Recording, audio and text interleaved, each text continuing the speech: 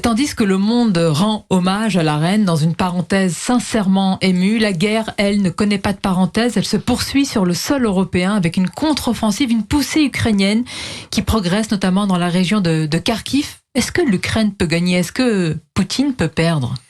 Je suis très loin d'être un spécialiste de géopolitique et je me garderai de faire des déclarations trop hâtives sur ce sujet, mais en effet, il semble que des événements très importants soient en train de se passer en Ukraine.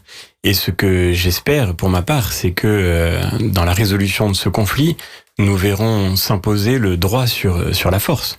Parce que au fond, c'est de cela qu'il est question. Dans la manière dont Vladimir Poutine a décidé de manière unilatérale une agression complètement injustifiée de l'Ukraine, il a voulu faire prévaloir non seulement les intérêts de la Russie, mais aussi une certaine idée des rapports internationaux qui est fondée sur le retour de la violence qui primerait sur le droit des États à leur intégrité territoriale, sur le droit des peuples à déterminer leur destin.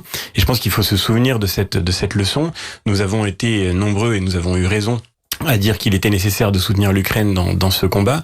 Il faut aussi que sur d'autres terrains, et je pense en particulier aujourd'hui à des lieux où là encore les plaques tectoniques géopolitiques sont en train de bouger très vite. Je pense par exemple à la frontière entre l'Arménie, le Haut-Karabakh et puis l'Azerbaïdjan. On voit qu'il y a des mouvements de troupes importants en ce moment, des escarmouches qui se répètent provoquées par l'Azerbaïdjan. Et bien là aussi, et partout d'une certaine manière dans le monde, on a beaucoup parlé de Taïwan cet été, il faut rappeler ces principes fondamentaux du droit international que sont notamment l'intégrité territoriale des États et la liberté des peuples souverains de décider de leur destin. Je crois que l'Union européenne en particulier n'a pas le droit d'avoir des indignations à géométrie variable sur des sujets aussi importants.